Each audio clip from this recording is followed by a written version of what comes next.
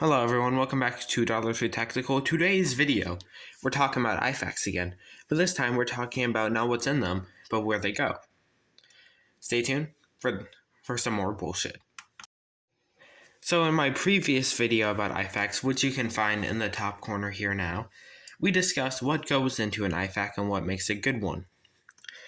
Well, this time we're talking about where to put your IFAK after you assembled it.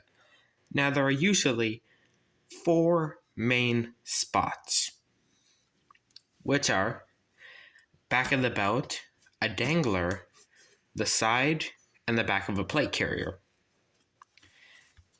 Now, it really is all about preference of where you put it. I will tell you the pros and cons of each, but for the most part, they're all reasonably the same. As you can see right here, we have our first contender, which is belt setups. As you can see, I have 2 different types of belt IFAKs. I have one which is a repurposed admin pouch, and that is directly attached to the belt. That does not come off. And then I have this one, which has a Velcro backer that attaches to the belt, but has a clip on it, so you can just rip the IFAK off. And both of these are good options. Now, when it comes to personal preference, this is how I run my IFAK. That way it clears up space on all my other shit, so I can have more stuff on my plate carrier, and we'll get to that in a second. The main thing with these is you'll have the IFAK in the center on the back of your belt. That means it's out of the way of literally everything, and it doesn't get in the way of other things. And on your belt specifically, if you have your pouches on it, it should, and if you're running a battle belt, it should roughly stay exactly where it is. Not much should change on its direct location. That's a good thing. Consistency is key. But MFs do be big, which I guess that isn't really an option if you're just too large to reach up your back. But when it comes to this does work pretty well, and this is my personal favorite on how to run things. Belt brand doesn't really matter as long as it, is a belt.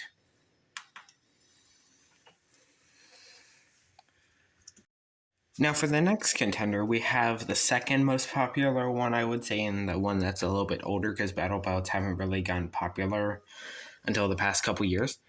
It's the back of the plate carrier IFAK. And the thing about that is since it's on the back of your plate carrier, there's a lot more space for it, which means you can have a lot bigger pouch. And that's good because a smaller IFAK might not suit someone's need, like a person who has to carry 2 times medical supplies because, I don't know, just do. There are situations, it does happen.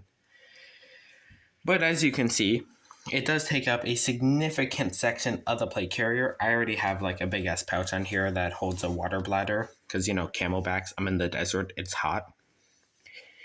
And this is the same type of pouch as the other one, and for the sake of this video, because I didn't really want to, I just didn't attach it because I don't run my shit this way, but this is just so you can see how and where it would sit. And if anything, you would really want to have it rotated that way you could grab the carry handle from underneath and basically yoink it off. Now for the third contender, this is one of the ways that I see a lot, and that is having the IFAK on your cummerbund. That is if you don't have one of those mag pouch ones.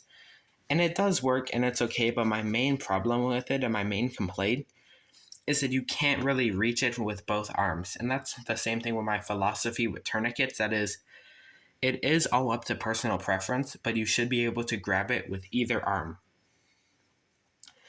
And you can see that if you had it, let's say on the right part, you can grab it with your right arm, but with your left arm, you might not be able to, which is kind of a problem if you're getting shot at. Now, because I don't have one, and I also don't really, want to buy one, but I do want to talk about them, is a dangler pouch, which you can see I've simulated here very accurately because I like that. Now, a dangler pouch is something that would sit underneath your plate carrier attached to where the cummerbunds meet. That is if you don't have a quick release, as shown here. And even then, most of the time, those do have a Velcro slot because, placards and all that. But this is also a very good option because you can reach it from the front, and most of the time, they do have a little tourniquet holder that sits underneath it. These also do make good admin pouches, but most of the time I see them use smaller IFAKs. Now, my main problem with them is that since they're smaller, from what I've seen, they can't really hold a chest seal, and that's a big piece of the IFAK. But then again, I probably haven't seen all brands, and there's probably larger ones. But in general, that's a semi-good option, and they do look good in most cases. You really do got to build your plate carrier, though.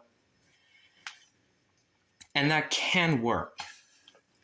It also does help a little bit if you want to save space on your plate carrier and belts. You can hold more shit because then it just plops it down in front. And it can be a very good option depending on the circumstance. But as I said, my main complaint, not big. Now, the main thing is IFAK pouches don't matter, but what does is this little guy. And that is because most of the time, if you are hit, you are not the one using your IFAK, it is the MF tending to you who is. That is if you're not getting, treated by an EMT because, well, they got their own shit that they get paid to use. But if you have an IFAK pouch, always make sure to put a little med patch on it.